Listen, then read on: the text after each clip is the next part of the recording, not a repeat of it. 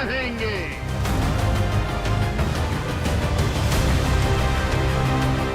देश की सियासत का समर इस वक्त शब्दों के अस्त्र और शस्त्र से लड़ा जा रहा है। आलम यह हो चुका है कि एक है तो सेफ है वाला जो नारा नरेंद्र मोदी ने गढ़ा, उसकी काट के लिए राहुल गांधी ने अपने अंदाज में एक डेमो पेश कर दिया। एक है तो सेफ है, एक कौन है? एक नरेंद्र मोदी जी हैं, अदानी जी हैं, अमित शाह जी हैं। सेफ है तो कौन सेफ है? अदानी जी सेफ हैं। कष्ट किसको होगा? धारावी की जनता को होगा।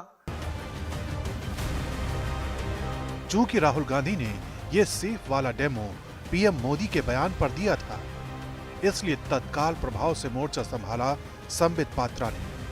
वो राहुल से 2 कदम आगे बढ़े और पलटवार के लिए उसी तरीके को चुना जिस तरीके का इस्तेमाल राहुल गांधी ने किया था। फर्क बस थोड़ा सा था, राहुल गांधी अपने साथ सेफ लाए थे तो संबित पात्रा बाकायदा पूरे पोस्टर मैनेजमेंट के साथ आए थे जिसमें लिखा था, एक है तो सेफ है, राहुल गांधी फेक है। वही पुराना टेप रिकॉर्डर है, 2-3 नाम होते हैं, उन्हीं को वो रिपीट करते रहते हैं। और मैं तो आज कहूँगा कि ये बहुत ही निचले स्तर का प्रेस कॉन्फ्रेंस था। एक तथाकथित राष्ट्रीय पार्टी के तथाकथित उम्दा नेता द्वारा इस प्रकार का प्रेस कॉन्फ्रेंस और उसमें भी एक तिजोरी पकड़कर लाना और उसके इर्द गिर्द नाटक करना, यह राहुल गांधी और कांग्रेस पार्टी को शोभा नहीं देती। लेकिन पलटवार की ये कहानी यही नहीं थमी। मामला धारावी में अडानी के रीडेवलपमेंट प्रोजेक्ट से जुड़ा था तो राहुल को घेरने के लिए विनोद तावड़े और एकनाथ शिंदे ने भी मोर्चा संभाल लिया। राहुल जी, धारावी की जमीन ये महाराष्ट्र सरकार के पास रहेगी, उस पर डेवलपमेंट कंस्ट्रक्शन का काम अडानी करने वाले हैं और इसलिए हमने किसी को जमीन दी नहीं है, ये वास्तव है। आपने ये कहा कि ये जमीन देना चाहते हैं, वो वहां से गरीबों को हटाना चाहते हैं, तो ये टेंडर तो आपके कांग्रेस की महाविकास आघाड़ी के समय जो टेंडर के कंडीशंस बने थे उसी के आधार पर निकले। रेल की जमीन आने पर उस पर थोड़ी कुछ अमेंडमेंट हुए, बाकी तो कंडीशन आपके थे जो आपने रखे थे और आप ही उनको देना चाहते थे। लेकिन यहाँ तो तिजोरी लेके आए हो। अभी ये महाराष्ट्र के तिजोरी पे एक प्रकार का डाका डालने के लिए आए हो। अभी डाकू लोग और इधर थे ही और एक नए उसमें भर्ती हो गए। लेकिन राहुल जी से हमें ये उम्मीद नहीं थी, ये इनके नाद में नहीं लगेंगे ऐसा लगा था, लेकिन इन्होंने कुछ गलत जानकारी दे दी और धारावी के खिलाफ में उन्होंने अपना स्टैंड करा। जाहिर है चुनावी नारों के इस शोर ने इसलिए भी जोर पकड़ रखा है क्योंकि वोटिंग में कुछ घंटों का वक्त बाकी है। लेकिन सवाल यही है कि नारों वाला ये नैरेटिव कहां, किसके, कितना काम आने वाला है, क्योंकि भले ही नारों का नैरेटिव गढ़ने की कला नेताओं को आती हो, लेकिन सत्ता के दरवाजे तक पहुंचाने वाली चाबी जनता के पास है। उसे ही यह तय करना है कि कौन उस द्वार तक पहुंचने के लायक है।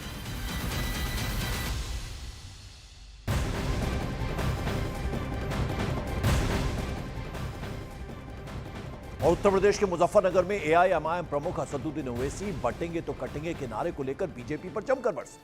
असदुद्दीन ओवैसी ने बीजेपी पर समाज में जहर फैलाने का आरोप लगा दिया। ओवैसी ने यह भी कहा कि महंगाई आसमान छू रही है और मुख्यमंत्री महाराष्ट्र में जाकर बटोगे तो कटोगे की बात कह रहे। इतना ही नहीं, असदुद्दीन ओवैसी ने वक्फ बिल को भी काले कानून जैसा बतला दिया। लगाई जा रही है, किसके खिलाफ जहर फैलाया जा रहा है बीजेपी की तरफ से, ये सब के सब भाजपा के लोग एक समुदाय के खिलाफ नफरत पैदा करने का काम कर रहे हैं। याद रखो, मोदी योगी आदित्यनाथ, देश रहेगा, आप और हम खत्म हो जाएंगे, देश बाकी रहेगा। और इस देश की ताकत यहाँ की भाईचारगी और मोहब्बत है। अगर आप नफरत खोलेंगे एक समुदाय के खिलाफ, आपको सियासत सियासी फायदा तो हो सकता है वक्तिया तौर पर, मगर क्या इससे देश मजबूत होगा?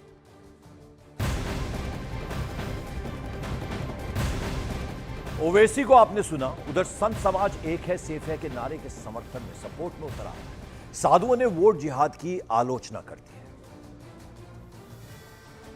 है। जा रहा है मुस्लिम उलमा कट्टरपंथियों मुल्लों के द्वारा जिस प्रकार से वहां के जनता को भरगलाने का प्रयास किया जा रहा है और वोट जिहाद के माध्यम से कहा जा रहा है कि बीजेपी को वोट ना करें, इसमें पूज्य कुछ धर्मगुरुओं ने भी अपील किया है सनातनियों के पक्ष में वोट करें। उसका एक कारण है सनातनियों का आह्वान करना धर्मगुरुओं का, क्योंकि जिस प्रकार से वहां पर मुल्ले मौलवी मदरसा लगातार ये प्रयास कर रही है कि हिंदुत्ववादी विचारधारा के लोग चुनाव न जीतें, राष्ट्र विरोधी चुनाव जीते, इसके नाते हिंदू धर्मगुरुओं को आगे आना पड़ा है और हिंदू धर्मगुरुओं को भी अपील करना पड़ा है कि सनातनी का ही चुनाव करें।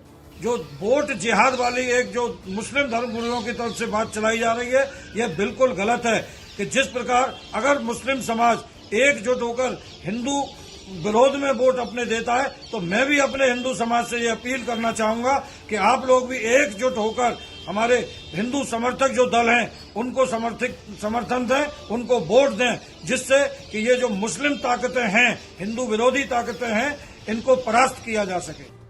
जेडीयू नेता हैं, बिहार के मंत्री हैं अशोक चौधरी। उन्होंने वोट जिहाद के मुद्दे पर बयान दिया। उन्होंने कहा कि लोगों को यह समझना चाहिए कि मुगल और मुसलमान में फर्क है और इसकी कोशिश होनी चाहिए कि लोग फिर से कैसे हिंदू बने। जो साधु संत हैं वो अब इसका समर्थन कर रहे हैं कि सब लोगों को, हिंदुओं को एक रहना चाहिए। एक रहना चाहिए तो अभी बोल रहे हैं ना कि एक रहना चाहिए। मंडल कमीशन आया, तगड़ा पिछड़ा हुआ। अब एक नई पॉलिटिक्स आई है कि धर्म के नाम पे राजनीति करो। हमारे नेता नीतीश कुमार विकास के नाम पे राजनीति करते हैं। Development is the core subject of a politician, और हम उस कोर सब्जेक्ट पर काम करते हैं। आप हमको ये बताइए कि सनातन को 4 भाग में किसने बांटा? बाबा साहब भीमराव अंबेडकर को सनातन क्यों छोड़ना पड़ा? क्यों बुद्धिस्ट हो गए? ये सब तो चर्चा का है ना। जब आप एक रहोगे, सेफ रहोगा नारा देते हैं, तो उस सब के लिए भी बोलना चाहिए कि गलती हुई। आपने सनातन को बांट दिया क्षत्रिय, वैश्य, शूद्र में। आपने बांटा ना भाई, कोई हम लोग थोड़ी बांटे। हम लोग कहीं गए थे एप्लीकेशन लगाने के लिए कि हमको दलित में पैदा कर दीजिए। कोई दलित सर्टिफिकेट लेने गया कि हाँ कहीं एप्लीकेशन लाइन में लग रहा था, तो आप बांट दिए। अब आपको अब पॉलिटिक्स करना है। जो लोग धर्म के नाम पे राजनीति करना चाहते हैं, जात की राजनीति करने वाले नेता बहुत सुलभ मिल जाएगा कि एक जात के नेता हो गए। नेता वही होता है जिसको दूसरे जात के लोग एक्सेप्ट करें। नेता वही होता है जब दूसरे धर्म के लोग आपको एक्सेप्ट करें। आज के डेट में भी नीतीश कुमार को हर एक जात धर्म के लोगों का समर्थन प्राप्त है। उधर संतों ने वोट जिहाद के खिलाफ मुहिम चलाने की भी अपील की है। आपको कुछ और संतों के बयान जरा सुनवाते हैं।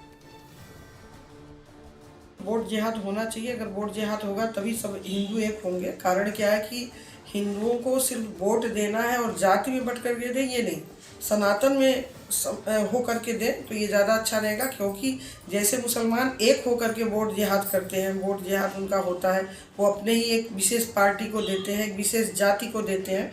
तो उसी तरह से हमारे हिंदुओं में भी ये संगठन होना चाहिए कि जो हम एक सनातनी संस्कृति से जुड़े हुए हैं और हमारा सनातन धर्म जिसका उद्धार करे, जो हमारे सनातन धर्म का उत्थान करे, जो हमारे सनातन धर्म को आगे लेकर के आवे, जो हमारे सनातन धर्म के लिए जूझे, उसके लिए हम वोट करें। और इसलिए हमारे यहाँ वोट जिहाद जरूरी है। तो मैं समस्त सनातनी समाज से अपील करूंगा कि वो भारतीय जनता पार्टी के पक्ष में वोट कर भारत व सनातन समाज एकजुट होकर एक रहेंगे, नेक रहेंगे, नेक रहेंगे, सब बसते और फलते फूलते रहेंगे।